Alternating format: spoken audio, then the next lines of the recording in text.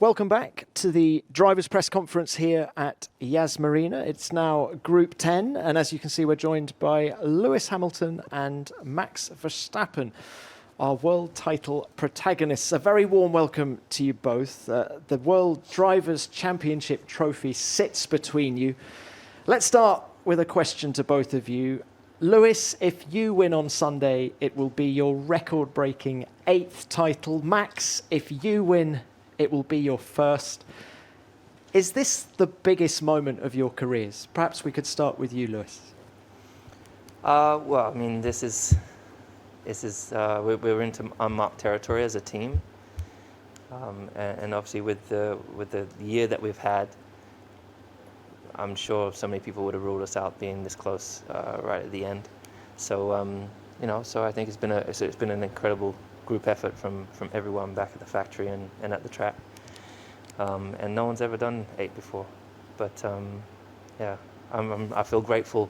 I remember what it's like also going for your first, so I know I've had those experiences and the roller coaster of emotions that you go through. Thank you. Max, please. In terms of course, Formula One, yes, but it's been, really, really enjoyable. I think after last year, I didn't have a lot of hope that we would be sitting here, end of the season fighting for a title. But I think from the start, we were very competitive, and we had some good results, a bit of bad luck as well. But overall, we can be really proud, of the whole team effort, to be sitting here and fighting for this title. What have the last few days been like during the build up to this? Are you able to enjoy this experience? Max, let's start with you this time. Yeah, it's been good. I mean, I stayed over in Dubai, had a few nice meals with friends, family, celebrated the birthday of my girlfriend as well, so these things also need to happen, because I mean, Formula One is of course one thing, but it's also important to not forget about very important things as well. And nice weather, so it's been good. It doesn't remind me too much of winter times back in Europe. Thank you. Lewis.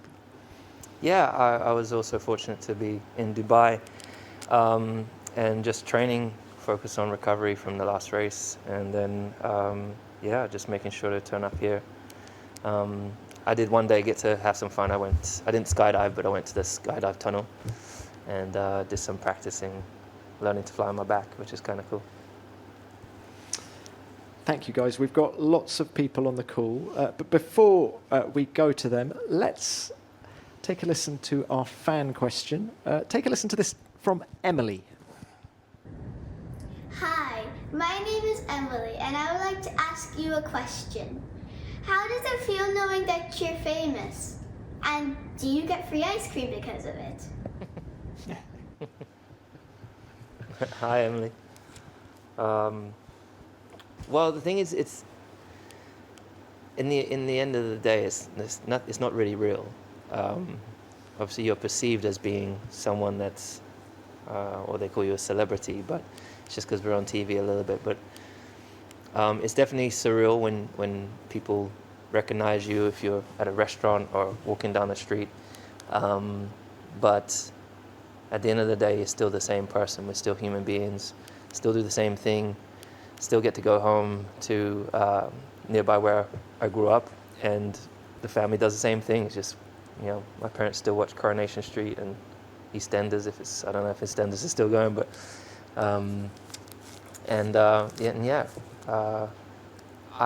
do I get free ice cream? No, I don't. There's one place at home that they do ice cream, but they don't give us free ice cream. I need to take that up with them.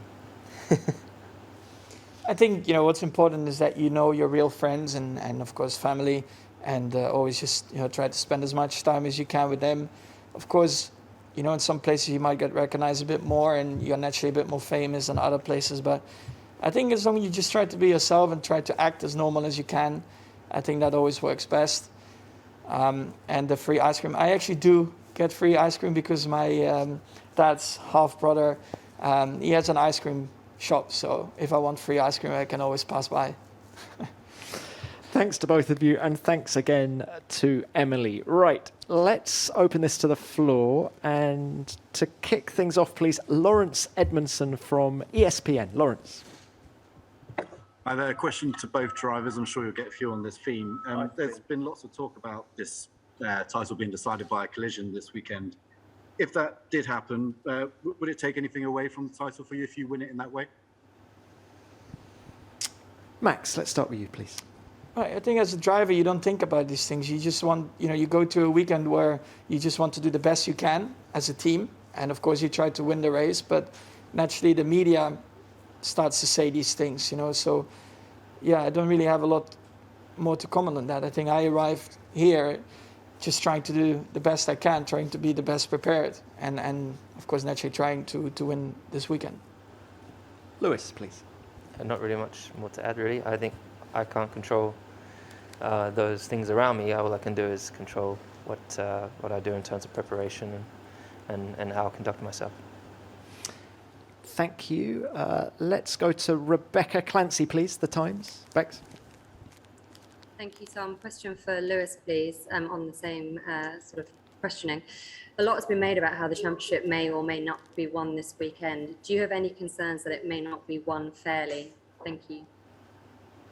Hi, Rebecca. No, honestly, I just don't give it any energy. I'm here to do the best job I can with this incredible team. And going back to, again, we never thought that we would be neck and neck going into the last race. We've had an amazing recovery collectively as a team. And we've been in a great position these last few races. So we go full steam ahead with that same focus. And we don't waste energy on, again, things that that are out of our control. Thank you. Mark Mann-Bryans, please, from PA. Mark.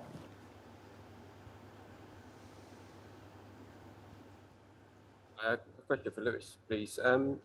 You've spoken in the past before whenever you've achieved or broken any of these records, and you've even got, I know you've got emotion in the past, but is this one the biggest of the lot? And after this, is there really anything left to go for in that regard? I don't know. At the moment, it just feels like another championship for me. I don't look at it as a multiple. I always look at every season and every year as you start from ground zero and you're fighting. You're the hunter and you're fighting from the moment you start training. The moment you get into the New Year's and you're training and focused on winning. I don't turn up with number 1 on my car. I turn up with number 44, and I don't consider myself the champion that year. I consider myself the one that's fighting for a championship. Thank you. The race next, please. Scott Mitchell. Thank you. Yes, question for both, please.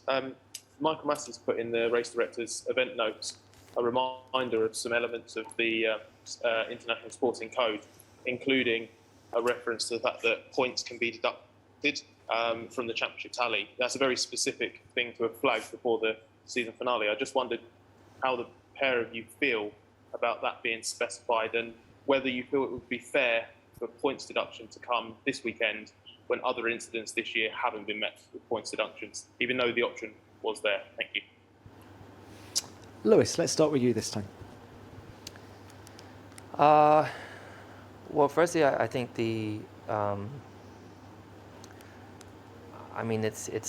it's happened in the past, obviously, and I think I'm sure the stewards haven't taken the precautions they have this time around, and so I think that's fair that they do it,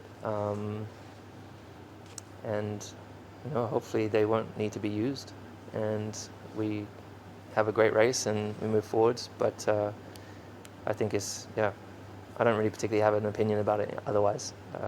I'm here to do my job, and I don't want to see the stewards any more than they want to see me. So. I know what's in the sporting code, so I think nobody needs to be really reminded of that, and I think they can put it in every single race weekend. There's nothing newly added for this weekend.